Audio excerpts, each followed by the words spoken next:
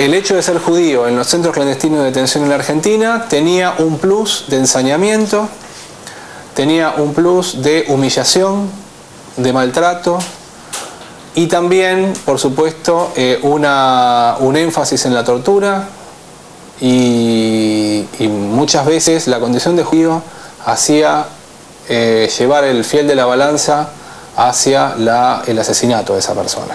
La tasa llega a entre un 17 y un 20% de los cautivos eran judíos. Y lo que también tenemos absolutamente demostrado en Banco, en Olimpo, en Vesubio, en Orleti, la proliferación de jefes, mandos medios, cuadros, torturadores de propia mano, que se confesaban abiertamente nazis. Abiertamente antisemitas. En los centros clandestinos proliferaban las banderas con esvásticas, proliferaban los discursos de Hitler, las marchas alemanas acompañando las sesiones de tortura, proliferaban los cuadros de Hitler. En el club atlético todo cautivo era recibido con un cuadro de Hitler en la planta baja antes de ser llevado al pozo que estaba en el subsuelo. En Automotores Orleti, Aníbal Gordon, que era el jefe indiscutido del centro clandestino, recibía a los detenidos y a todas las personas que fueran al centro por distintas razones con un cuadro de Adolfo Hitler atrás de él. Había muchos torturadores de ascendencia alemana, como Neuendorf o Eklund. En el club atlético, la sala de situación, que era el corazón del movimiento y del funcionamiento de los perpetradores del centro clandestino, donde se disponían a dónde iban los grupos de tareas, quién se detenía, quién se mataba, se repartían el trabajo, era el lugar más importante de las distintas dependencias que había en el centro clandestino, estaba dominada en una pared por una bandera de fondo rojo con una esvástica. Buenas noches, bienvenidos. Las palabras del doctor Rafecas, autor del libro Historia de la Solución Final, que habla de las distintas etapas del exterminio de judíos en Europa, un libro de una extraordinaria vigencia. En estos días nos instalan en dos temas al mismo tiempo. Se están cumpliendo 36 años del golpe de Estado de 1976 y estamos de cara a un nuevo aniversario de la Guerra de Malvinas. En ambos elementos coinciden algunos datos verdaderamente estremecedores de la relación que se dio entre los militares, entre la dictadura y los judíos. El tema reapareció fuertemente en este mes de marzo, cuando hubo una gran controversia por una nota, una reacción de buena parte de la colectividad judía y un intento de limitar la importancia de aquellas expresiones por un sector del periodismo. De todo esto nos queremos ocupar en este programa, que tiene que ver, por supuesto, con el aniversario de Malvinas, con los 36 años del golpe de Estado y con la relación antisemita que se ha tenido por parte de aquel ejército con los judíos argentinos.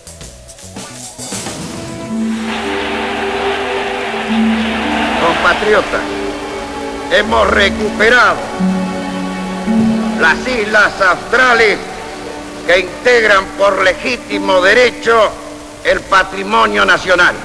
Antes de la guerra, en la colimba sabíamos que los judíos la pasaban mal. La punta de ovillo original era el tema de los rabinos, que 3 rabinos viajaban a Malvinas. Llama a la patria. Llama a la patria. No, hijo único. ¿Y qué dijo tu madre? Nada, a pesar de todo está contenta, me dio un beso y me deseó mucha suerte porque sabe que venimos a defender a la patria. Chao muchachos, suerte. Ya el relato de los estaqueos, del frío, del hambre, se ha escrito mucho, pero yo nunca había escuchado de que alguien estuviera maltratando a otra persona por su religión en el medio de una guerra.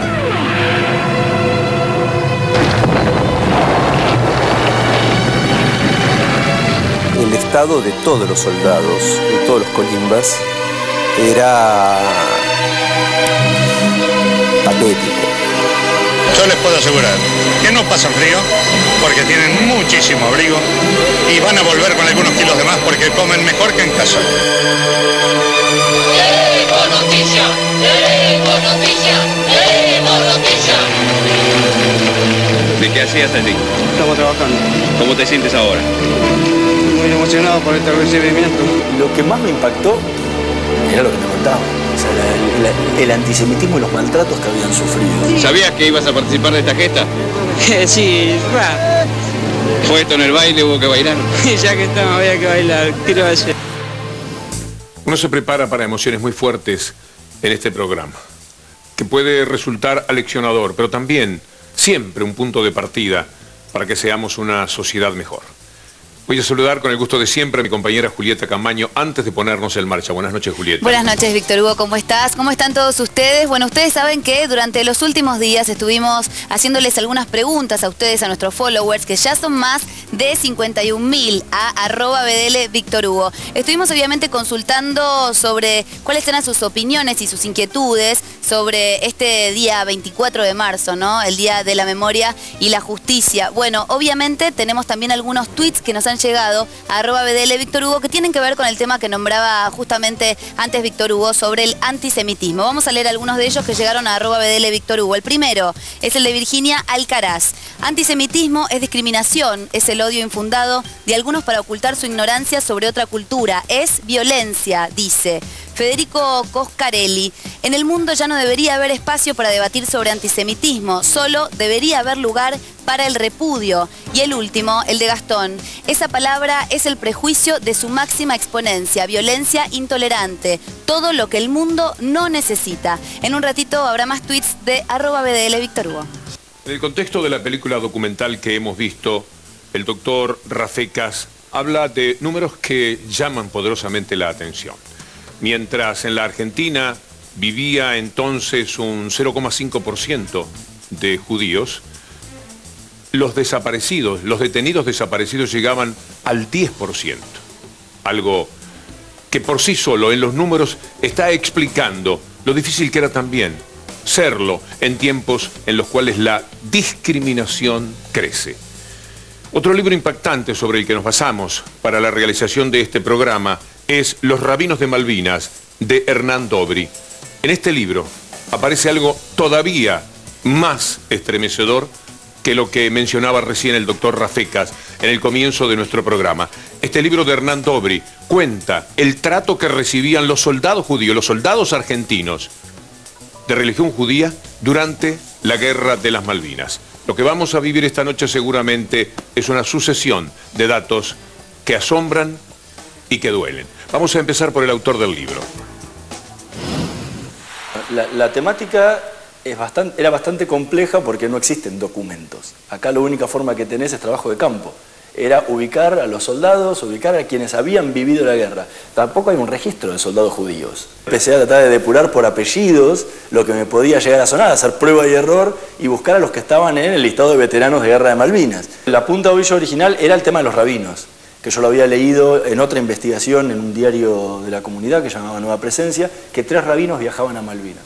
Para entender por qué la comunidad había mandado a estos 3 rabinos a prestarle asistencia espiritual, necesitaba saber cuáles eran las necesidades que habían padecido los soldados. Entonces ahí empecé a buscar a los soldados judíos en Malvinas y ahí empecé a conocer sus realidades, que eran terribles lo que habían vivido ellos. Lo que más me impactó era lo que me contaban. O sea, el antisemitismo y los maltratos que habían sufrido. Más allá de los conocidos, o sea, pues ya el relato de los estaqueos, del frío, del hambre, se ha escrito mucho, pero yo nunca había escuchado de que alguien estuviera maltratando a otra persona por su religión en el medio de una guerra, donde esa persona a la que estás maltratando te tiene que defender a vos, más allá de defender a la patria, te tiene que defender a vos de un ataque. Entonces es pero 100% injustificable, como cualquier otro de los maltratos que sufrieron los soldados en Malvinas, porque es una locura.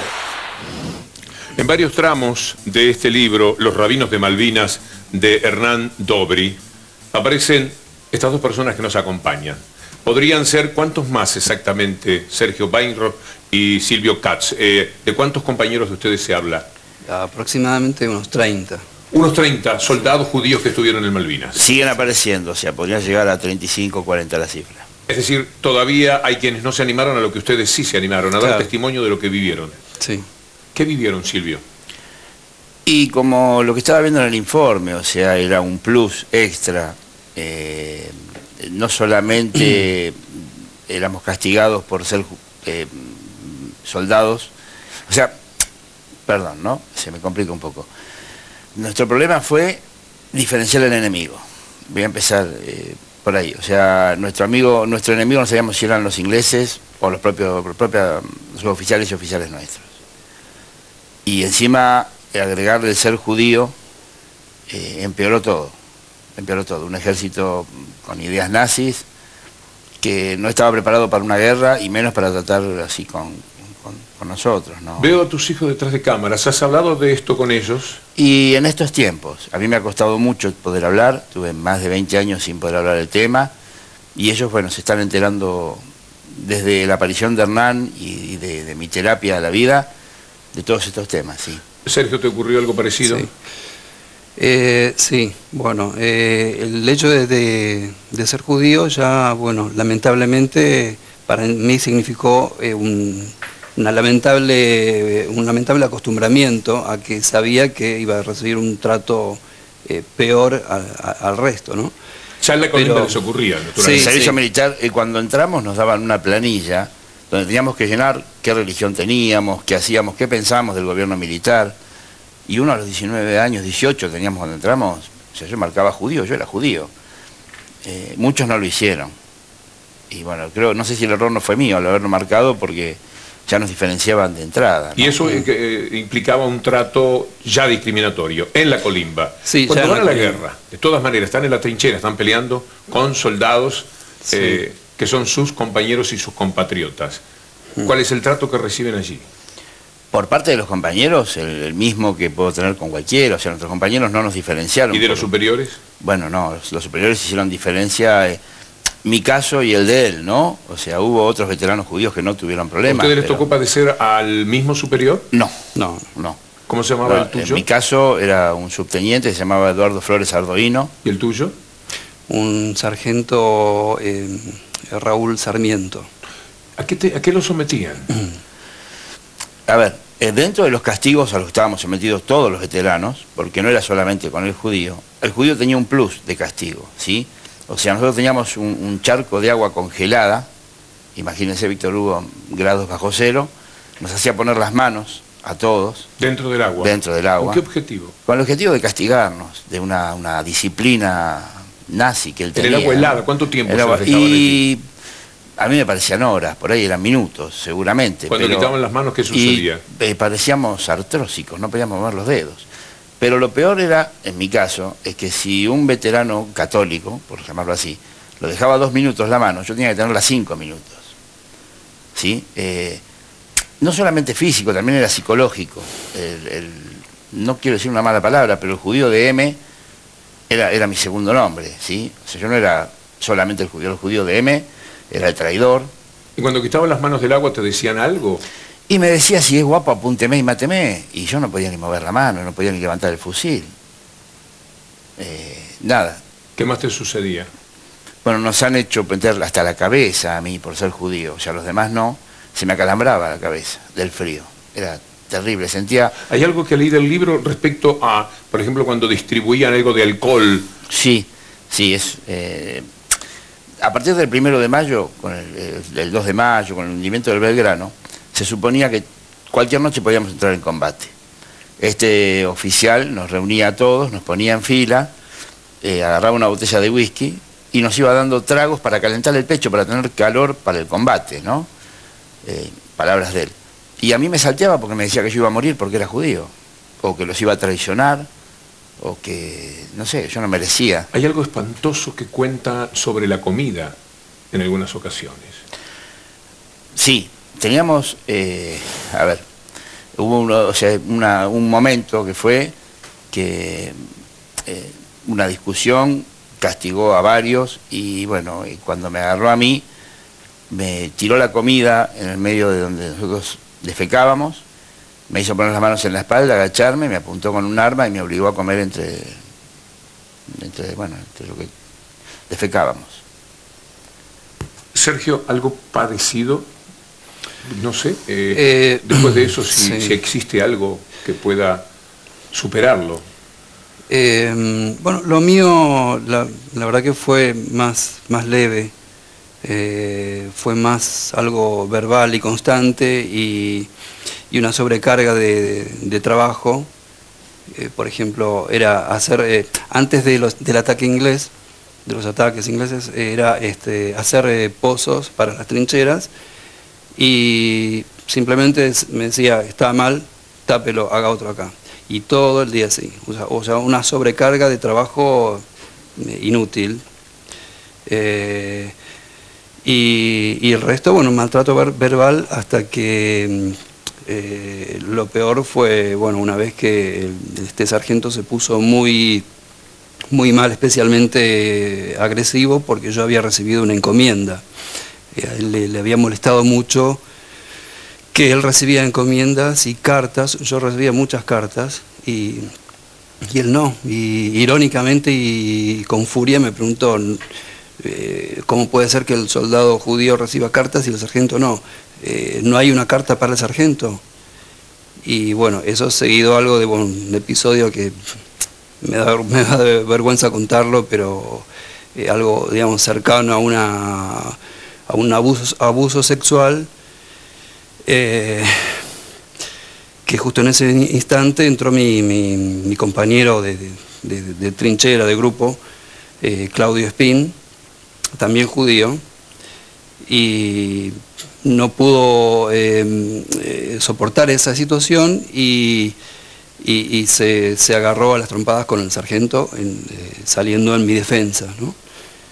Y eso dio lugar a que a él lo castigaran especialmente y lo trasladaran a otro lugar. La intención del sargento era llevarlo a la primera línea del frente, pero por un diálogo que tuvo con nuestro oficial, que era un capitán, se quedó en otro lugar. ¿Cuántos años quedaron con esas historias dentro de ustedes sin poderlas verbalizar? Y más de 22 años. ¿También, Sergio? Sí, también. Lo que pasa es que fue tanto el desgaste psicológico que recibimos que, la vuelta fue complicada. No era fácil ser veterano de Malvinas ya, porque no conseguíamos trabajo, porque éramos los locos de la guerra, y si encima contábamos esto, no sé, o sea, era como burlarnos de nosotros mismos. Fue muy difícil destaparlo. ¿Y cómo se puede contar esto? Y evidentemente contárselo a tus hijos, cosa que seguramente es muy fuerte, pero al mismo tiempo algo necesario de hacer. Justamente, yo quiero otro futuro para mis hijos. Yo quiero que mis hijos no tengan el mismo problema que yo, o sea, que vivan plenamente, que no tengan que ocultar nada, que busquen justicia, que es lo que yo estoy buscando. O sea, no. A mí me han dicho más de una vez por qué no lo conté antes, y bueno, esta es la explicación, yo no pude. Psicológicamente seguía con miedo, ¿sí? Viví con seguramente miedo. Apoyo psicológico para poderlo... Apoyo psicológico hace 7 años que recibo, la verdad que es brillante, a mí me ha ayudado muchísimo, igual que el amor de mi familia, ¿no? Quiero compartir con ustedes un testimonio del rabino Baruch Lavnik por algo que se mencionaba por parte de Hernán Dobry. Yo estaba asignado a cruzar a las islas, para lo cual el primer punto era llegar a Comodoro Rivadavia, que era el lugar de donde se concentraba todo el movimiento, la relación con las islas. Yo tenía que cruzar supuestamente con un avión de la Cruz Roja, y lo que me decían era que Inglaterra no daba puente aéreo, no sé cómo se llama. Después me enteré que no era Inglaterra la que no autorizaba el avión de la Cruz Roja, sino que eran los militares que no permitían ese cruce, ¿no? El estado de todos los soldados, de todos los colimbas, era patético. Si yo enseguida me di cuenta que lo que tenía que llevar a los destacamentos no era libros de oraciones, sino chocolatines. Antes de la guerra, en la colimba sabíamos que los judíos la pasaban mal, en condiciones de guerra mucho peor. Los rabinos no pudieron viajar a Malvinas. Los suspendieron en sus afanes, apenas hicieron el intento, por lo que veo. Nunca tuvieron apoyo en ese sentido. No, pero lo que duele, Víctor Hugo, no es la falta de apoyo en Malvinas, porque bueno, uno ahora comprende. Sí, quizás en el momento no, porque veía curas dando misas y nosotros haciendo movimiento vivo alrededor, que era una situación más patética también, ¿no? Lo que duele es, a la vuelta, que esta misma gente que fue y que no pudo viajar, no nos buscara, que no se ocupara de ver si necesitábamos o no contención. Eso es lo que duele hoy. O sea, ellos sabían que había veteranos judíos en Malvinas. No pudieron pasar a la isla, las explicaciones son todas más que correctas. O sea, ¿hay reproches hacia adentro también? Y sí, de mi parte por lo menos sí. O sea, yo hubiese querido a la vuelta... ¿Golpeaste alguna puerta? Yo fui al principio una vez a la DAIA, a la AMIA, perdón, porque mi mamá pagaba unas cuotas mensuales. ¿En la Mutual? Pregunté a la Mutual y me dijeron que deje un teléfono, que se iban a comunicar, a ver... No sé, uno busca porque dice gente especializada en guerra, debe tener una solución. Bueno, nunca recibí una respuesta. Yo quiero mostrar algo que ocurrió en esa misma época, misas dentro de la ESMA, por la relación que existe entre dictadura y la guerra de las Malvinas, porque las Malvinas vienen a ser el ocaso, la caída de ese régimen que se entronizó en la Argentina, como también simultáneamente ocurría en otros lugares de América en los años 70. Una misa católica dentro de la ESMA.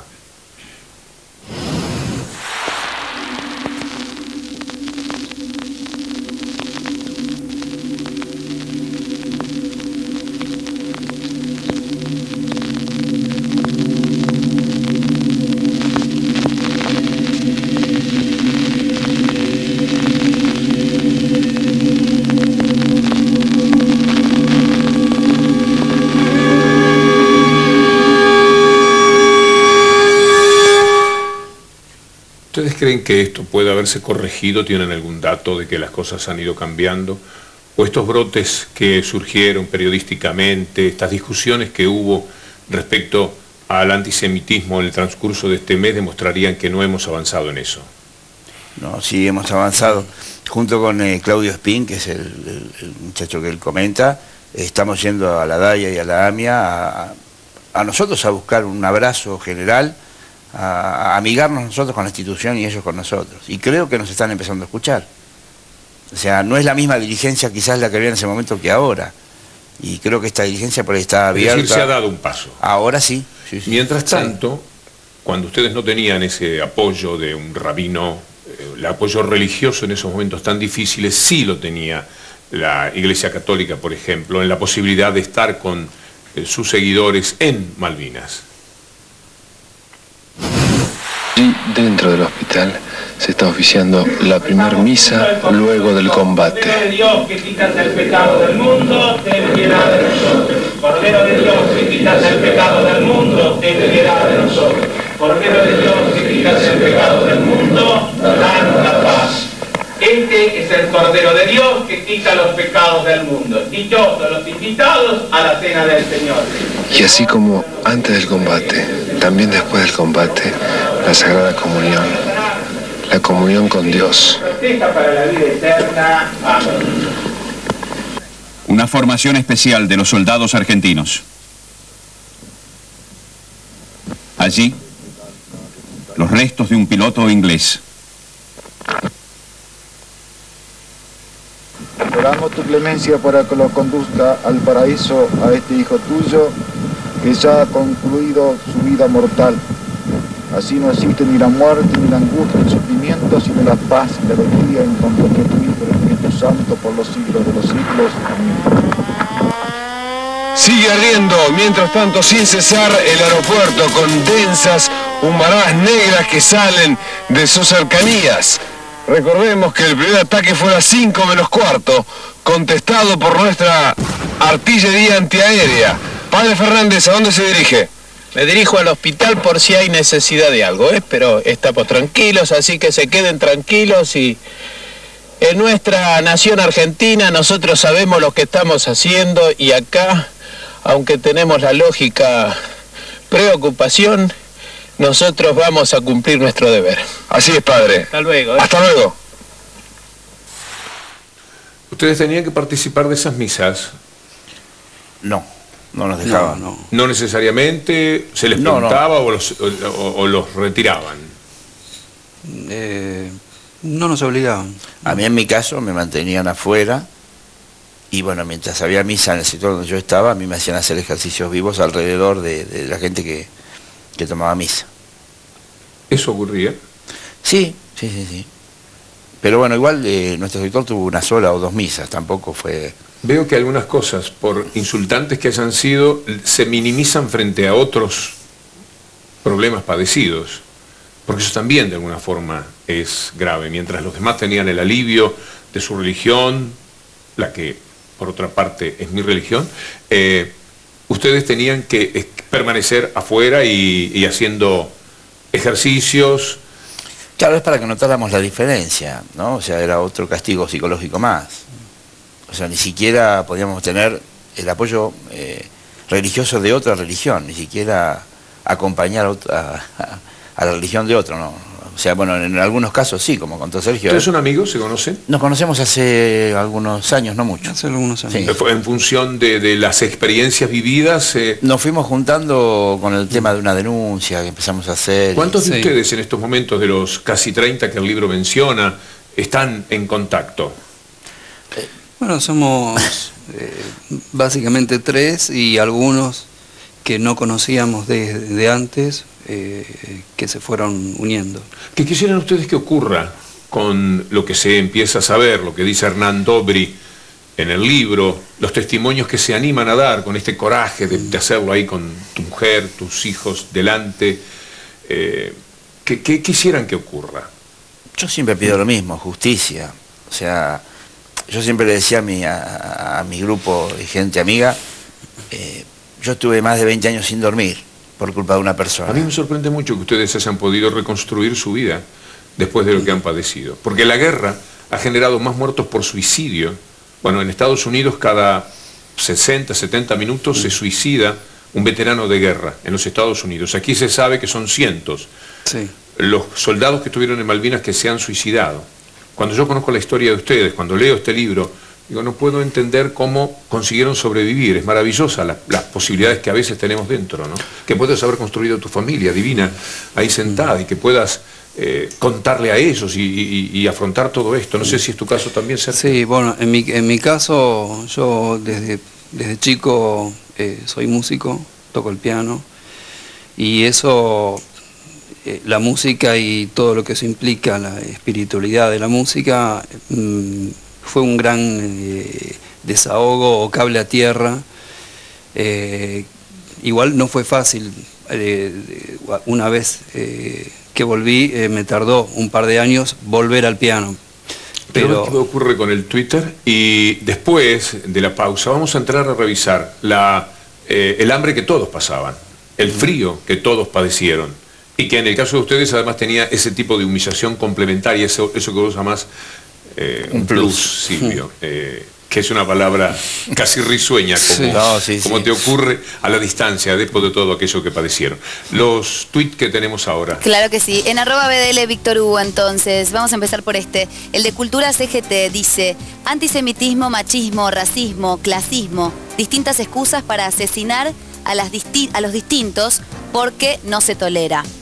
Fernando Berti tuiteó: el miedo, la inseguridad y la estupidez van de la mano en el caso del antisemitismo. Omar Diego López, también a @BDL Víctor Hugo, dice: atacar a alguien por sus creencias religiosas es una excusa, un medio para otro fin que nada tiene que ver con la fe. La fe es un acto privado, dice Omar Diego López. Vamos a leer el último, el de Alejandro Dughetti.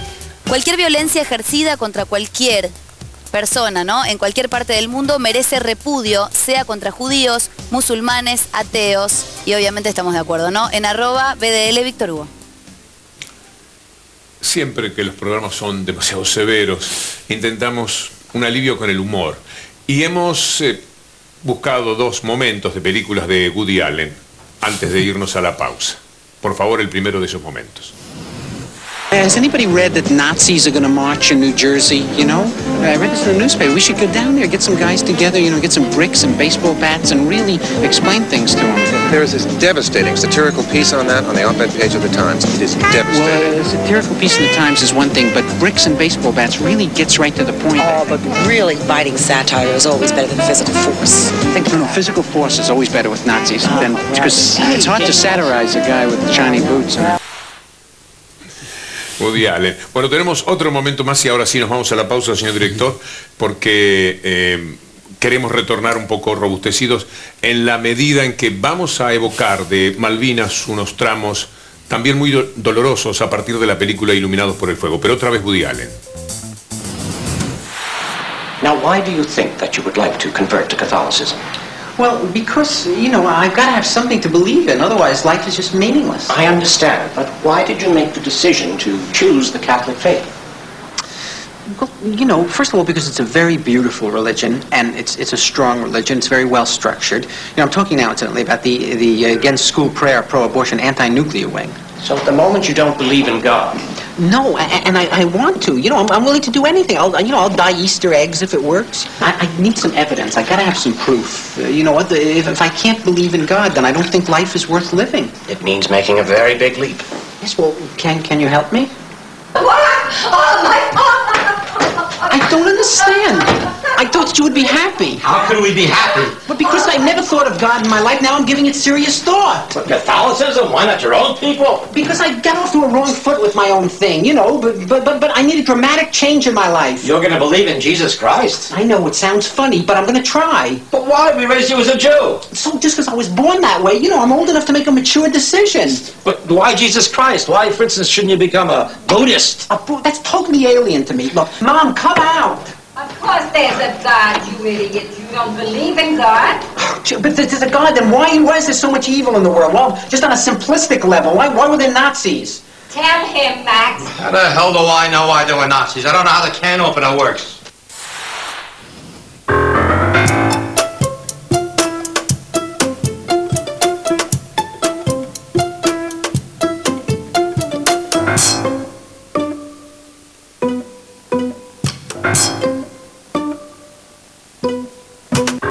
Instaura el servicio militar obligatorio, suponiendo que serviría para que los ciudadanos se homogeneizaran con sus compatriotas de las diversas provincias, aprendieran a ser disciplinados y ordenados en la vida, amar a la patria. Y entre otras cosas, se les enseñaría cómo usar correctamente los utensilios de cocina, cómo cepillarse los dientes y asearse, e incluso a interpretar la lectura de un libro. También se decía que serviría para darle la oportunidad de emerger socialmente a quien no conoce otra forma de vida que la holgazanería, la vagancia y el delito. La forma de ser elegido se transmitía por radio y era muy angustiante. Se sorteaba por Lotería Nacional y se tomaban los últimos 3 números del DNI. La franja de los efectivos que se necesitaban año a año iba cambiando y se determinaban a partir de un bolillero con 1000 bolillas. Allí se determinaría a dónde sería asignado. Los números más altos iban a la Marina, los medios a la Fuerza Aérea y los bajos al Ejército. Los muy bajos zafaban y por esa razón se los rapaba por completo. Pensar que la muchachada de hoy no tiene la menor idea de lo que era aquello, ¿no? Sí. Ni lo van a tener que padecer, claro, por suerte, ¿no? Sí. Gracias a Dios. Ustedes estaban en la colimba en ese momento, desde ya. Sí, a 10 días de la baja, calculo. Sí, no sé si 15 días de la baja. Estaban por terminar. Sí. ¿Y en ese momento? Y en ese momento se suspenden primero todos los francos, ¿no? Nos enteramos que se suspenden todos los francos. Fuimos partícipes, el regimiento nuestro, de la defensa del gobierno, el último gobierno de facto. Porque nos mandaron, no sé si tu compañía, hacer un cordón militar cuando el pueblo iba a protestarle al señor Galtieri. ¿Sí? O sea que 2 días antes... tan conocido de unos pocos días antes, protestaba contra, el 30 y de pronto se toman las Malvinas y va a la... Bueno, esa fue la última salida que tuvimos como regimiento. Después nos acuartelaron y nos arengaban sobre Malvinas como si fuera un mundial de fútbol. Y parten. Claro, el día 9 o 10. Sí, y llegamos el día 11. Llegamos el 11. Sí. ¿Con qué idea iban? La idea principal, por lo menos nuestra compañía, era la de ir a reemplazar a un ejército de Comodoro Rivadavia que estaba más preparado para el frío y ese tipo de territorios. La sorpresa fue que cuando bajamos de un avión nos subieron a otro y no era para volver a Buenos Aires, sino para ir a la isla directamente. ¿Cómo estaban de ropa para afrontar aquel frío? Terriblemente desabrigados. Teníamos solamente de abrigo un duvet, un dubón, no sé cómo se dice bien, y después un pulovercito que era como de hilo, era... Mientras transcurre abril, mientras no llegan, porque los ingleses llegan en mayo. En mayo, ellos ya vienen, claro, en viaje, ellos llegan, empiezan la acción bélica el 1 de mayo. Sí. El bombardeo sobre la isla que ya empieza a ser constante. Hasta ese momento, ¿cómo lo pasaron? ¿Tuvieron también, además de frío, hambre, etcétera, o eran días más tranquilos? Y frío sí, hambre un poco menos, porque al no bombardear lo que era el sector de la cocina de la isla, la comida no llegaba. ¿En qué momento lo que vamos a ver será la pregunta inmediata de la película Iluminados por el Fuego de Tristan Bauer? ¿En qué momento ocurrió de verdad algo en ustedes como lo que vamos a ver?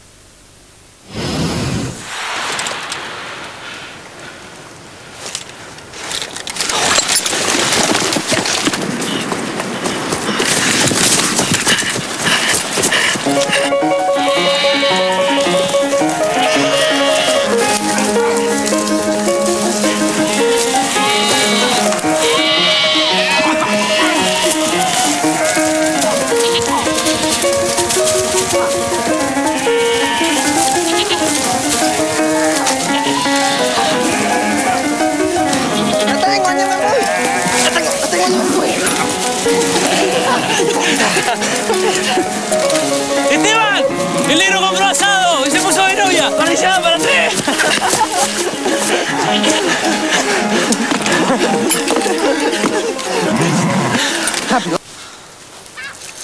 La verdad, soldado Chamorro Juan, comimos por vos hoy, ¿eh? Y mirá. Justo en horario, ¿eh? Con puntualidad inglesa. Pizarro te lo va a encontrar, te lo va a meter en el culo, negro. Pero mirá si el sargento o el teniente se van a avivar que le saqué el reloj de la casa de oficiales. Mira, uno de estos días voy a agarrar. Le voy a sacar el rango al teniente, voy a hacer servir mate cocido para todo y ni se van a enterar, acuérdate.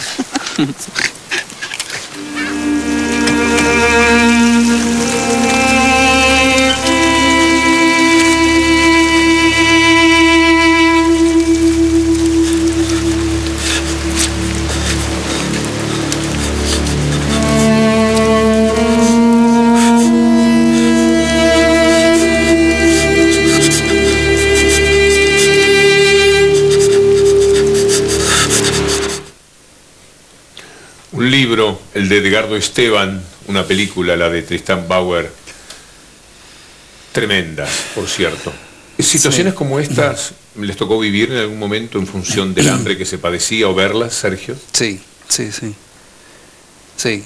En mi caso no tuve yo ni mi grupo la suerte de ver ovejas, pero el estado de hambre que teníamos, a mí particularmente me impulsó a escaparme de una guardia y tocar la puerta de unos malvinenses, kelpers como se les dice, y me recibieron muy amablemente y bueno, me dieron algo de comida. En mi caso, corrimos ovejas, nos escapamos al pueblo, no fuimos a casa, sino que nos metimos en el supermercado a comprar. Nosotros creíamos, o sea, habíamos llevado en los bolsos por ahí la poca ropa que nos había quedado de civil en ese momento, y nos poníamos ropa de entre todos, y creíamos que estábamos disfrazados y que estábamos engañando a la gente de los supermercados, o sea, cosas de 18, 19 años, ¿no?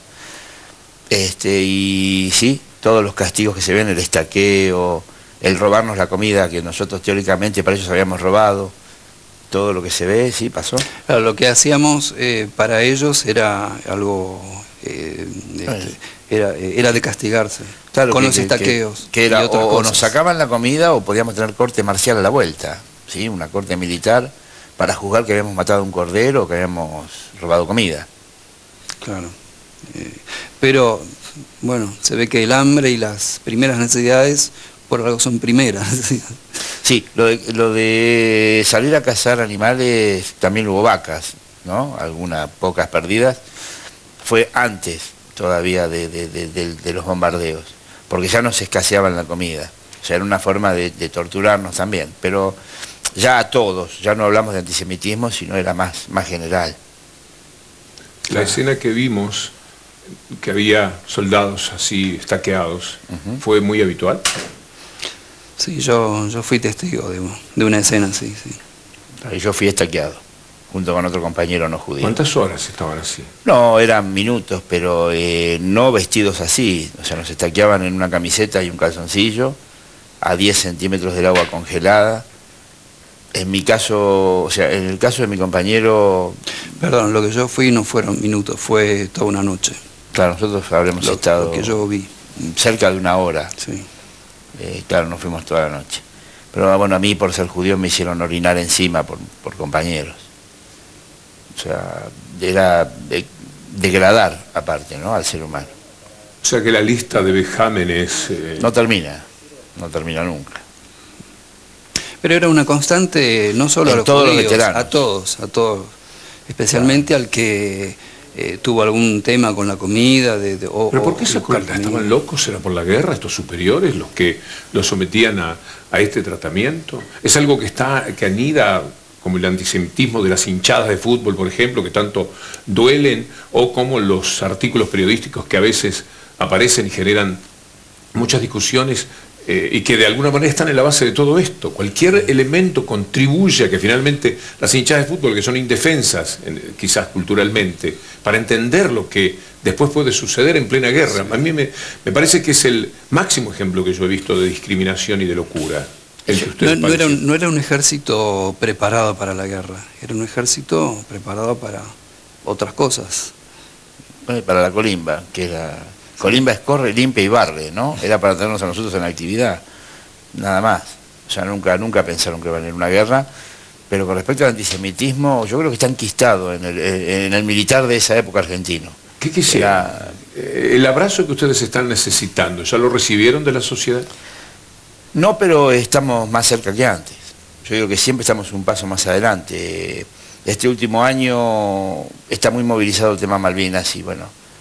sí, creo que estamos un paso más adelante siempre. Sí. Quiero ver qué dicen en el Twitter. Julieta, por favor. Claro que sí, Víctor Hugo. En @BDL Víctor Hugo. Tengo 3 aquí para leerles. El primero de Gabriel Nilmar dice: la discriminación hay que sacarlo de nuestra vida sociocultural, ya que debemos respetar a los demás. Diego Alejandro, que también escribió a nuestro Twitter, dice: nuestra sociedad está llena de falsos demócratas que predican el antisemitismo. Y Federico Coscarelli dice: los militares violaron hasta el derecho más necesario, el de la identidad. Para ellos ser antisemitas era un detalle. Y tengo uno más, el último, ahora sí. La discriminación, dice Juan Cruz, existe en todo el mundo. ¿Es necesario formar grupos de personas a partir de criterios determinados? Se pregunta en @BDL Víctor Hugo. Debo confesar que he ido suspendiendo, a medida que avanza el programa, material que hemos preparado con el equipo de producción. Y que luego, lo de las hinchadas cantando, por ejemplo, me entra, después de escuchar una vez más lo que ustedes han padecido, deseo de dejarlo afuera, y lo vamos a hacer. Porque todo esto de alguna forma después es como imitado, repetido, este tipo de conductas. Y lo que nosotros queremos con el programa de hoy es golpear, machacar muy fuerte seguramente en la sensibilidad de nuestros amigos para que todos podamos entender qué es lo que sucede. Charlando con Silvio en algún momento, vos decías que lo que hace falta es un gran abrazo. Yo creo que sí, pero de toda la sociedad y a todos los veteranos de guerra, ¿sí? O sea... volver a insertarnos, porque salimos de esta sociedad para ir a una guerra, no es que aparecimos de la nada. Entonces, volver a sentirnos parte de una sociedad y no sentirnos excombatientes de Malvinas, sentirnos nada, un ser común, como lo que somos. Claro, poder volver de todo aquello, del horror de la guerra, volver con todas las letras, de alguna manera, porque no volvimos con todas las letras, ni completos. Volvimos como ocultos y con miedo de hablar. Recién ahora, hace tantos años, nos animamos a hablar. Y hay algo que personalmente, y es el caso de muchos, y que tiene nombre y apellido psicológicamente, que se llama el síndrome de Estocolmo, que es la identificación con el agresor y la defensa de ese agresor o torturador. que se dio mucho en la guerra, en esas circunstancias terribles. Y salir de eso y poder hablarlo es muy difícil y bueno, requirió tantos años. Gracias por hacerlo con nosotros y ojalá que hayamos puesto un granito de arena en el deseo de que estemos muy alertas. Ustedes como judíos, naturalmente, y nosotros como no judíos, respecto a lo que significa todo acto de discriminación, en palabras, en menciones. Y como hombre de fútbol, además, espero que un día definitivamente no pueda continuar un partido de fútbol apenas se escuche, como la Asociación del Fútbol Argentino manifestó que iba a hacer y nunca verdaderamente ha ocurrido. Que empecemos a que verdaderamente sea sancionado todo aquello que nos hace viles y que determina que lo que ustedes vivieron sea nada más que una consecuencia y una prolongación de otros detalles un poco más sutiles que estas bestias que ustedes tuvieron como superiores. Muchas gracias por contarnos lo que han padecido. Por favor, gracias por el espacio. Gracias a ustedes. Enseguida volvemos.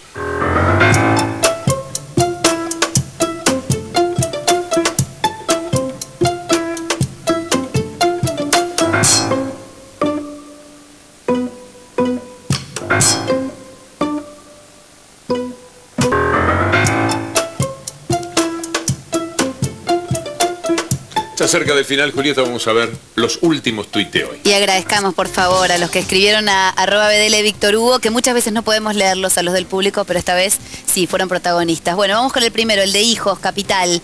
Dice, la libertad de culto es un derecho que recuperamos en democracia y debemos seguir defendiendo. Otro más, el de Germán Wolf. Ya referirse a antisemita es de algún modo hacerle el juego a los que piensan que el judaísmo es una raza y no una religión. Muy interesantes, la verdad, los tweets en @BDL Víctor Gracias, Hugo. Julieta, como Gracias siempre. a vos. Cada uno de nuestros programas lleva la impronta del deseo de mejorarnos como sociedad, de contribuir a que podamos pensar un mundo mejor, un mundo más justo, más solidario, más ético. Ojalá que efectivamente cada vez pongamos un ladrillito tipo Roger Waters en la pared para, de alguna manera, concretar ese mundo que soñamos. Hasta la próxima y muchas gracias.